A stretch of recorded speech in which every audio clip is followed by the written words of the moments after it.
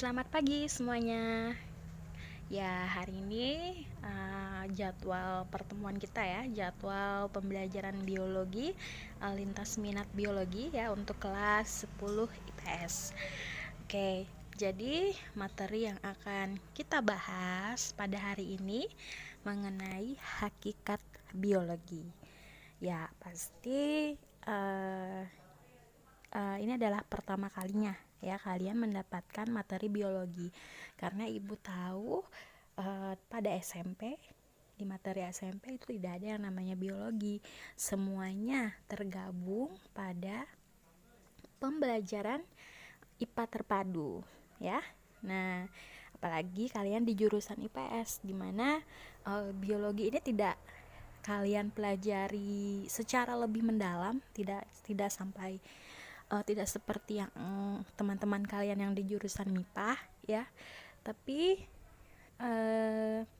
pada pembelajaran ini kita akan mempelajari yang di permukaannya saja, di dasar-dasarnya saja gitu.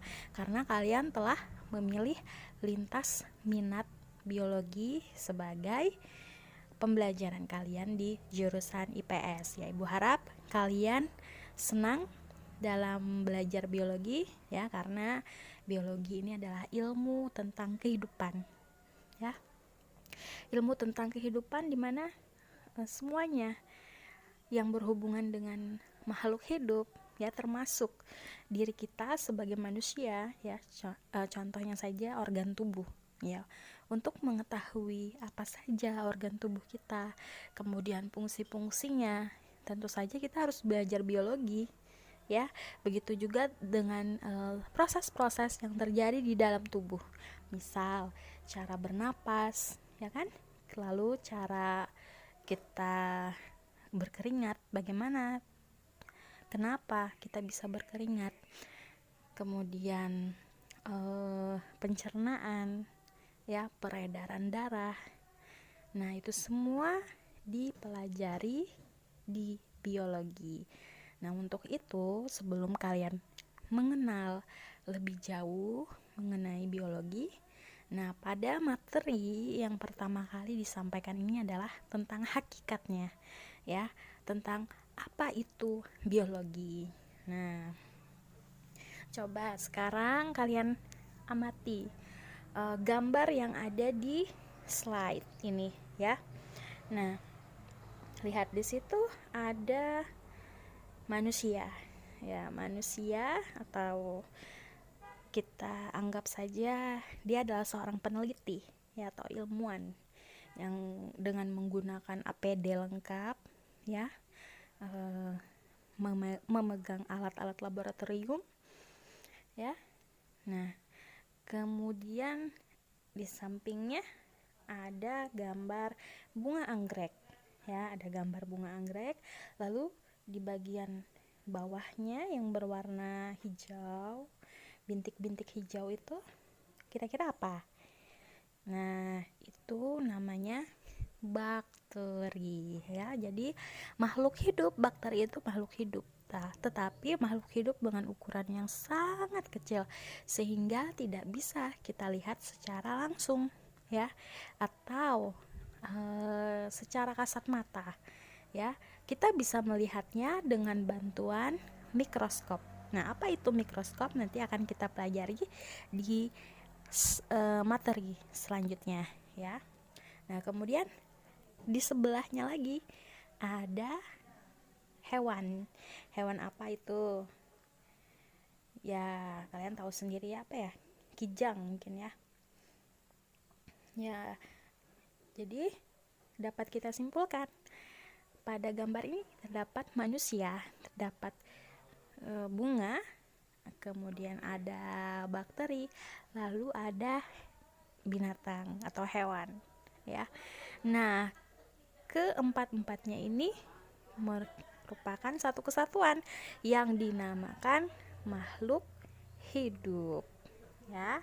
Oke, kita lanjut. Nah, biologi itu apa sih, Bu?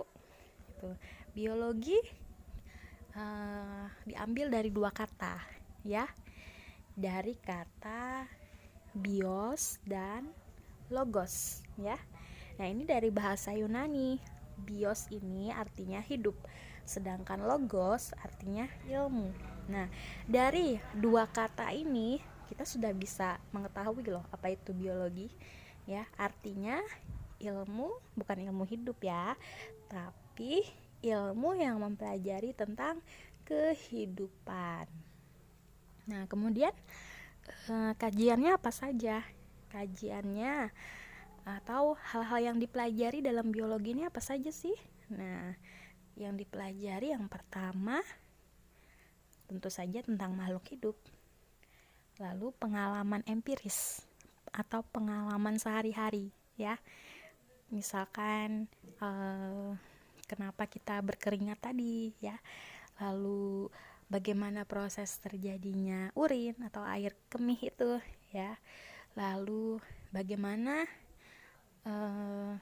nasi yang kita kunyah itu bisa halus, lembut, dan bisa kita telan gitu. Nah, itu pengalaman empiris, artinya pengalaman yang terjadi dalam kehidupan sehari-hari. Kemudian kajian yang selanjutnya adalah logis. Logis di sini artinya dapat diterima oleh akal sehat. Kemudian sistematis. Sistematis artinya tersusun atau runtut gitu ya. Jadi urut dalam artian misalkan proses rantai makanan. Kalau kalian mengingat pembelajaran waktu SMP ya, ada yang disebut rantai makanan. Nah, rantai makanan itu kan terjadinya berurutan ya, dari tumbuhan, kemudian tumbuhan dimakan oleh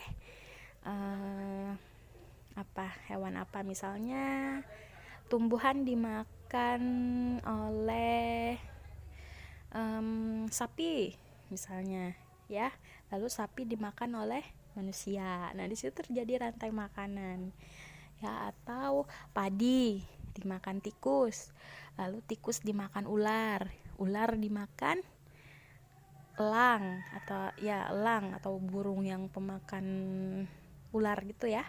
Lalu elang itu mati, kemudian dia akan terurai atau menjadi bangkai dengan bantuan bakteri yang ada di dalam tanah ya. Jadi seperti itu yang dimaksud dengan sistematis, artinya urut, tidak acak-acakan begitu ya.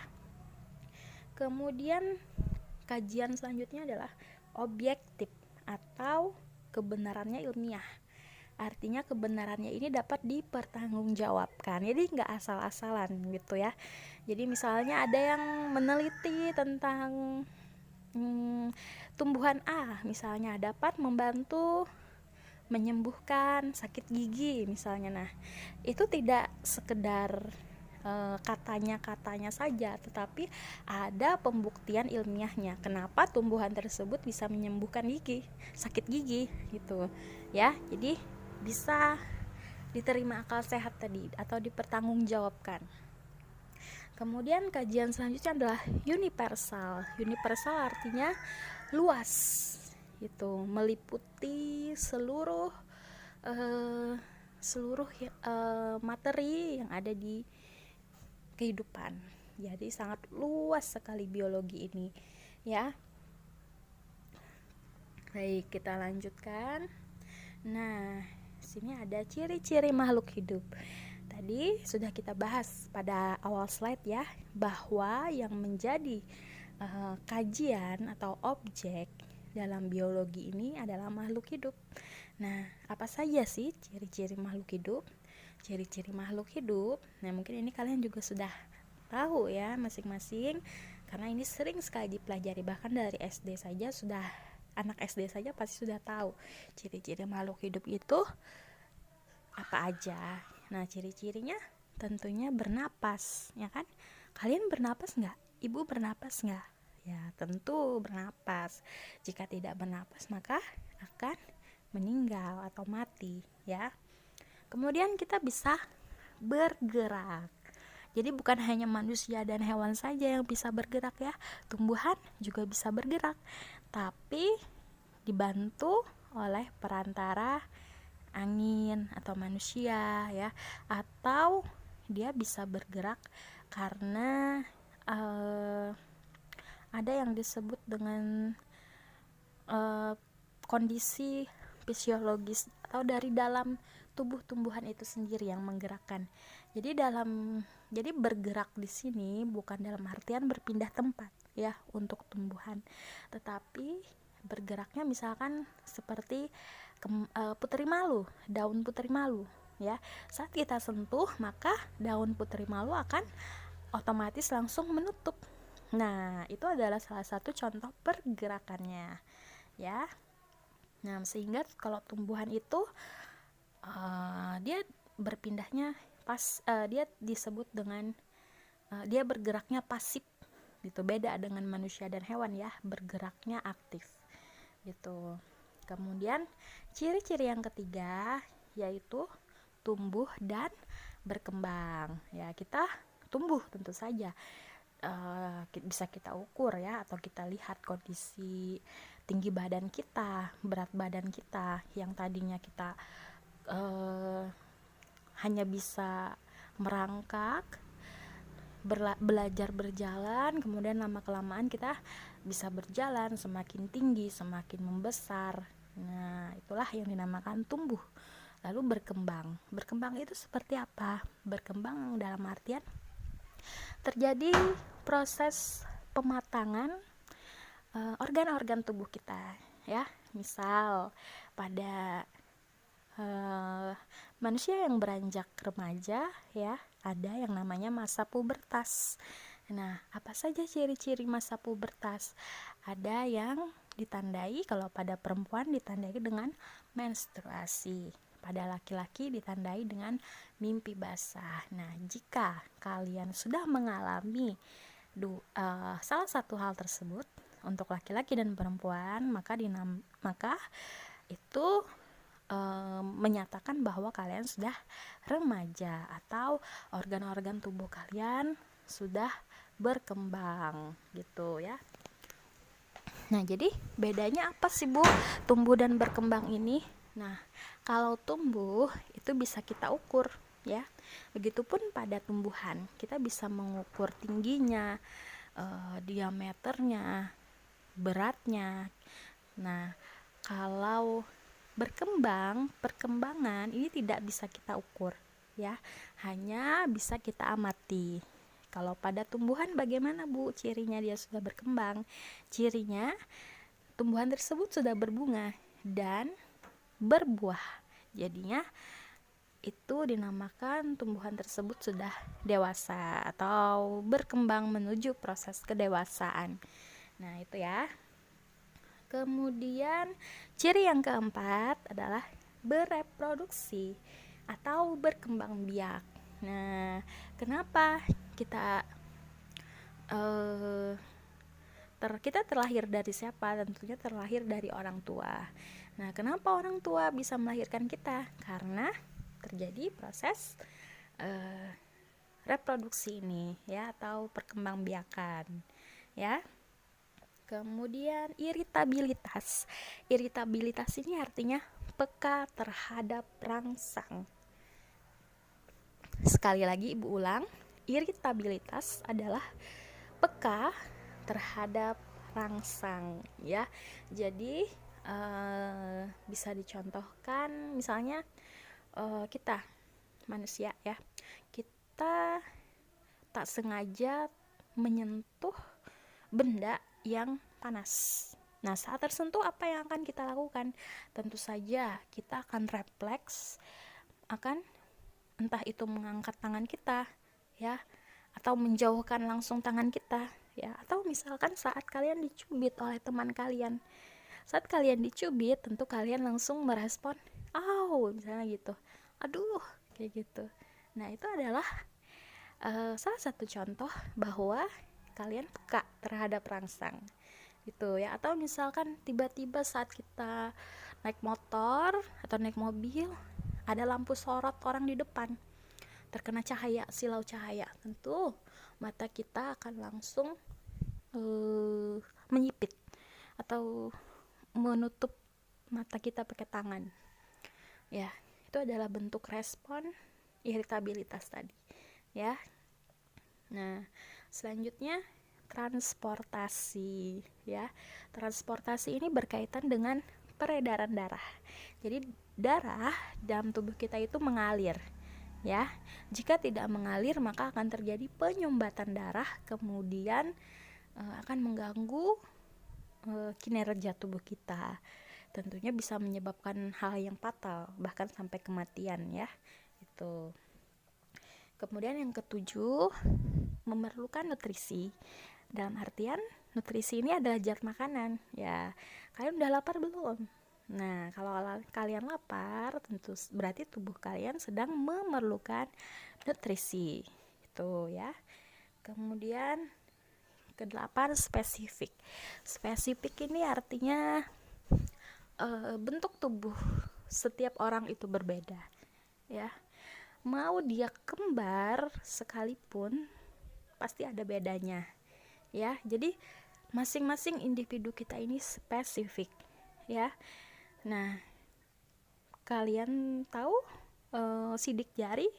Nah, sidik jari masing-masing manusia itu berbeda. Nah, itulah mengapa makhluk hidup itu disebut dengan spesifik, gitu ya. Jadi mempunyai ciri khasnya masing-masing. Oke, kita lanjutkan. Nah, ini ada ciri-ciri organisme, ya. Organisme adalah makhluk hidup. Ini bahasa biologinya, ya. Mungkin kalian baru mendengar istilah ini. Jadi organisme adalah makhluk hidup, ya. Nah, ciri-ciri organisme yang pertama, susunan tubuhnya. Di situ ada keterangan, ya. Nah, struktur tubuh spesifik, ukuran tubuh spesifik, ya. TTT itu artinya tertentu, ya. Ukuran tertentu, bentuk tertentu sesuai aktivitas hidupnya. Contoh, katak punya satu mata pada masing-masing sisi kepalanya, ya kan? Nah, semuanya pasti pernah melihat katak, nggak mungkin enggak. Kemudian ciri-ciri kedua adalah adaptasi. Nah, keterangannya, adaptasi ini adalah kegiatan atau tingkah laku makhluk hidup yang menyesuaikan dirinya dengan lingkungannya. Contoh, lidah panjang dan bercabang pada katak. Betul tidak? Iya, tentu saja betul, ya. Kenapa kok lidahnya katak ini panjang, Bu, dan bercabang? Ya karena dia mencari makannya dengan seperti itu, ya. Jadi dia kan menangkap nyamuk, menangkap apalagi kumbang gitu dengan bantuan lidahnya ini. Bagaimana kalau misalkan lidahnya ini pendek? Tentu katak ini tidak dapat bertahan hidup karena dia tidak bisa mencari makan. Nah, seperti itu. Kemudian metabolismenya. Metabolisme itu apa? Metabolisme adalah proses fisiologis di dalam tubuh makhluk hidup dengan perubahan reaksi kimia dan perubahan energi yang menyertainya, ya. Contohnya pencernaan, respirasi, fermentasi. Nah, ini adalah istilah-istilah dalam biologi, ya. Ini tidak perlu kita pelajari secara spesifik karena kalian jurusan IPS, ya. Jadi cukup mengetahui basicnya saja atau dasarnya saja. Nah, kemudian ciri-cirinya yang keempat adalah nutrisi. Nah, nutrisi ini adalah makanan atau zat makanan yang dibutuhkan makhluk hidup untuk kelangsungan hidupnya. Contoh, burung menghisap madu, ya.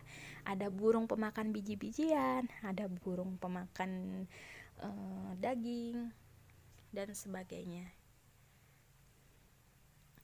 Nah, yang kelima, transportasi, ya. Transportasi. Nah, transportasi ini tadi sistem pengangkutan zat antar bagian tubuh. Nah, pada tumbuhan ada yang namanya xilem dan phloem. Pada hewan ada yang namanya pembuluh darah. Oke, lalu gerak. Nah, gerak ini adalah perubahan posisi tubuh dari makhluk hidup. Kemudian iritabilitas daya makhluk hidup menanggapi rangsang. Kemudian yang ke-8, tumbuh dan kembang. Nah, ini tadi sudah Ibu jelaskan di awal ya. Kalau tumbuh adalah kenaikan volume yang irreversible atau tidak dapat kembali ke ukuran semula ya. Irreversible adalah tidak dapat kembali ke ukuran semula sehingga terjadi perubahan bentuk tubuh. Nah, kalau kembang itu apa?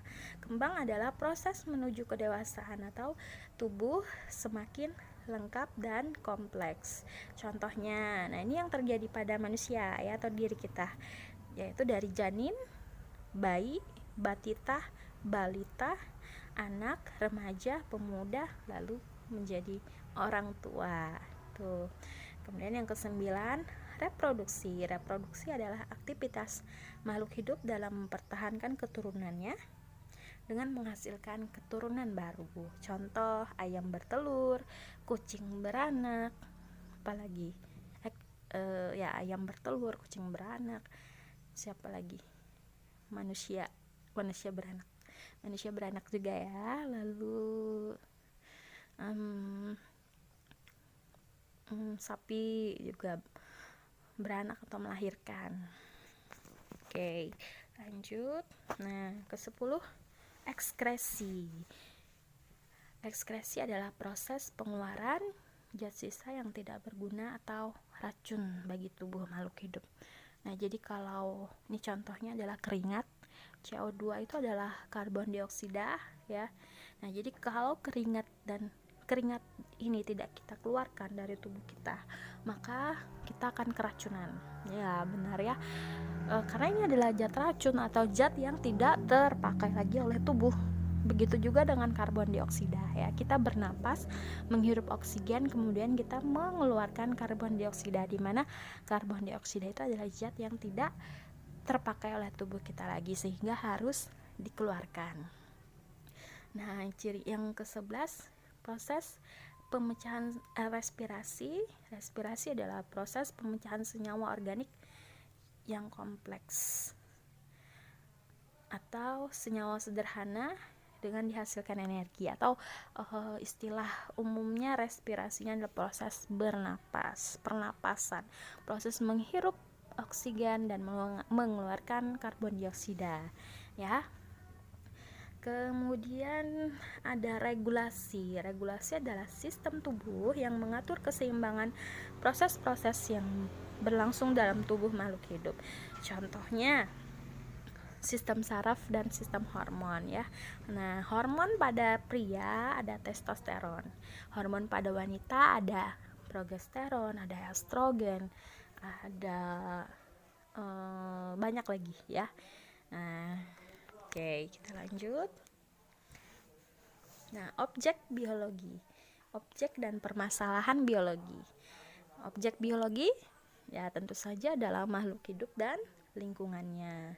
Kemudian objek biologi pada tingkat organisasi kehidupan adalah kehidupan pada tingkat struktur.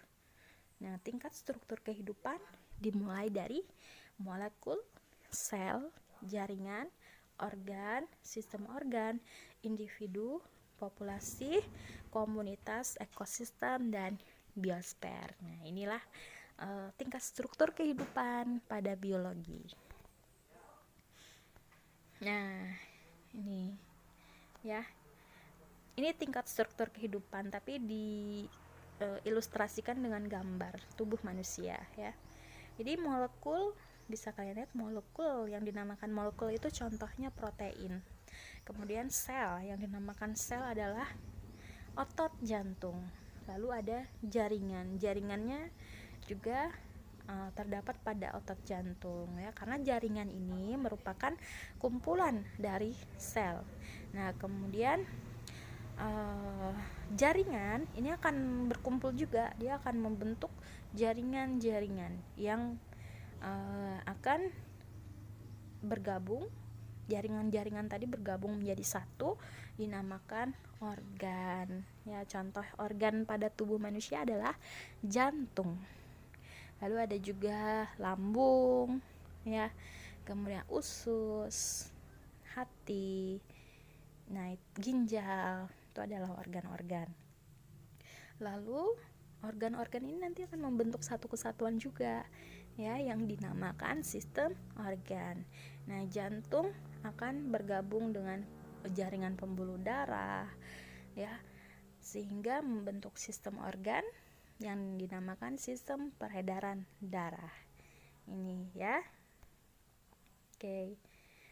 Nah, kemudian dari sistem organ, back dulu.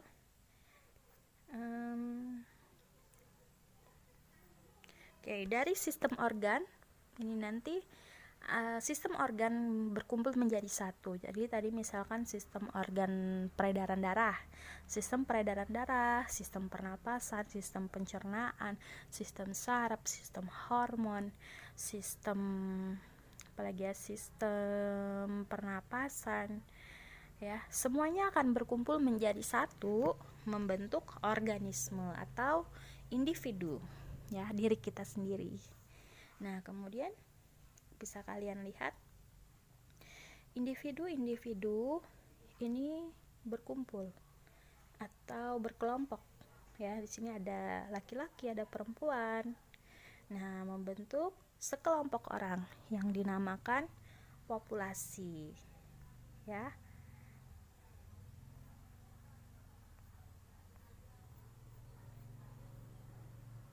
Oke. Nah, ini kita lewati dulu kayak cabang-cabang ilmu biologi, ya. Ada, jadi namanya biologi ini luas sekali, ya. Tidak hanya bertumpu pada satu ilmu saja. Jadi biologi ini dibagi lagi ilmunya, ya. Jadi ibaratnya biologi ini baru kotaknya aja. Di dalamnya ada kotak-kotak kecil lagi. Nah, itu.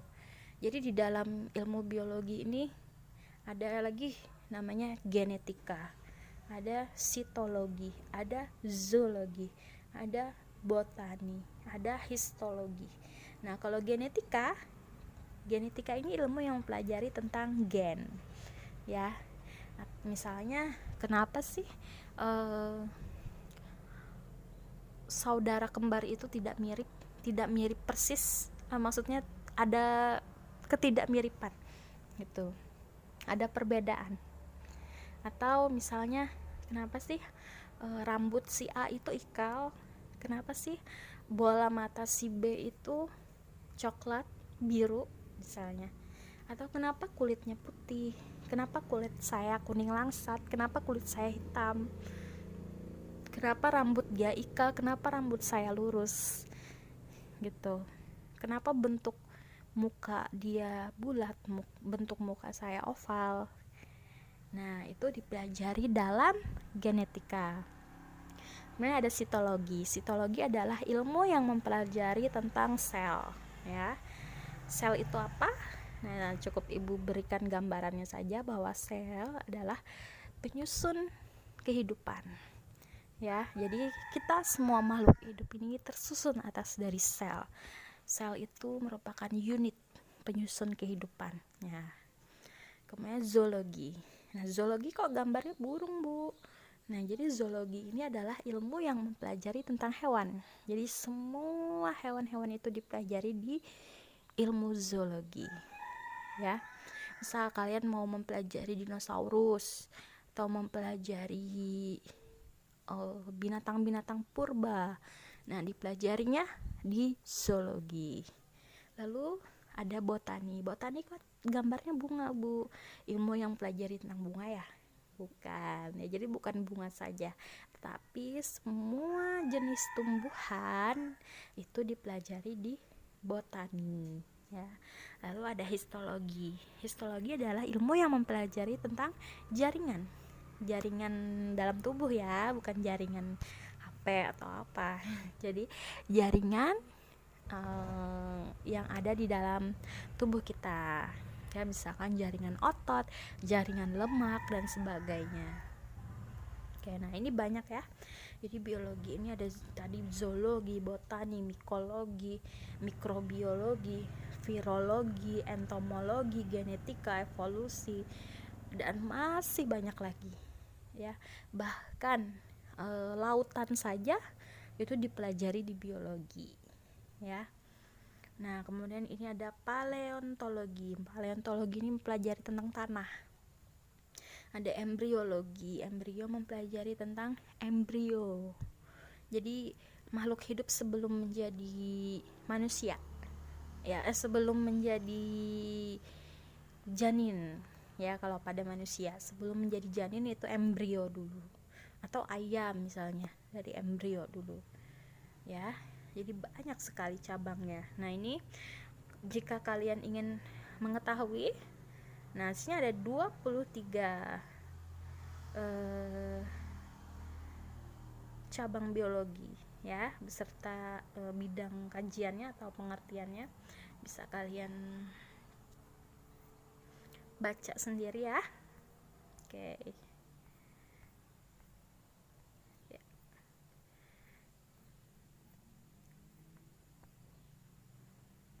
Oke, nah ini manfaat biologi ya. Jadi ilmu biologi itu berperan sebagai biologi terapan pada berbagai cabang ilmu. Nah, seperti pertanian, peternakan, perikanan, kehutanan, kedokteran, farmasi, bioteknologi. Nah, jadi misalkan seperti kalau di daerah Lamandau, Kobar, Seruyan, nah itu banyak sekali kebun sawit, ya kan? Nah, jangan salah ya. Di kebun sawit itu tidak hanya membutuhkan buruhnya saja, tidak hanya membutuhkan kayak administrasinya saja, tetapi kebun sawit ini kenapa dia bisa berbuah dengan cepat, kenapa bisa berbuah banyak, menghasilkan kualitas buah sawit yang bagus. Nah, ini harus melibatkan orang biologi loh. Ya, orang biologi yang menguasai bidang pertanian ya, atau kehutanan itu. Jadi biasanya banyak sekali ahli-ahli biologi yang bekerja di perusahaan sawit yang besar seperti itu. Nah, oke, dari ilmu botani. Nah, ini tadi ilmu botani adalah ilmu yang mempelajari tentang tumbuhan ya. Ternyata ilmu botani tentang tumbuhan itu ada lagi anaknya, ada lagi cabangnya, luar biasa ya kan. Saking banyaknya, bahkan ilmu yang mempelajari tumbuhan saja itu dibagi lagi tuh. Jadi ada yang mempelajari tentang taksonominya, morfologinya, anatominya, fisiologi, genetika, ekologi, patologi ya. Jadi morfologi adalah bentuk luar tumbuh-tumbuhan itu. Misalnya, kenapa tumbuhan A ini bentuknya bunganya segi 5, bunganya segi 4, bunganya berbentuk terompet. Nah, itu dipelajari di morfologi. Nah, sedangkan cabang-cabang ilmu biologi yang berkaitan dengan bidang kedokteran, nah ini terbagi lagi ya. Ada anatomi manusia, fisiologi, biologi reproduksi, embriologi, genetika, endokrinologi, patologi, mikrobiologi, virologi, farmakologi, radiobiologi, neurologi, kardiologi. Ini untuk manusia loh, sebanyak ini ya. Jadi yang namanya ilmu pengetahuan itu tidak ada batasnya ya. Ilmu pengetahuan ini luar biasa banyaknya. Bahkan untuk mempelajarinya harus kita kotak-kotakan dulu, harus kita bagi-bagi dulu. Tidak bisa satu manusia itu mempelajari semua bidang sekaligus, tidak bisa ya. Jadi jika kita ingin memiliki ahli, nah ahli tersebut harus mempelajari, harus fokus ke satu bidang ya. Misalkan ibu waktu SMA dulu cita-citanya mau jadi dokter. Nah, jika ibu mau jadi dokter, maka inilah yang harus ibu pelajari. Mulai dari anatomi manusia sampai kardiologi atau darah manusia. Nah, saking banyaknya. Oke, jadi kita lanjutkan ya. Untuk manfaat biologi nanti akan kita bahas di pertemuan selanjutnya, di pembelajaran selanjutnya. Ya, sampai di sini Ibu akhiri dulu ya. Mari kita berdiskusi di forum ya. Jika ada yang ingin ditanyakan, jangan sungkan untuk menanyakannya dengan Ibu ya. Oke, baik, sampai di sini dulu. Terima kasih bagi yang sudah menyimak. Ibu ucapkan terima kasih banyak. Semoga kita bisa bertemu lagi di pembelajaran selanjutnya. Terima kasih, selamat pagi.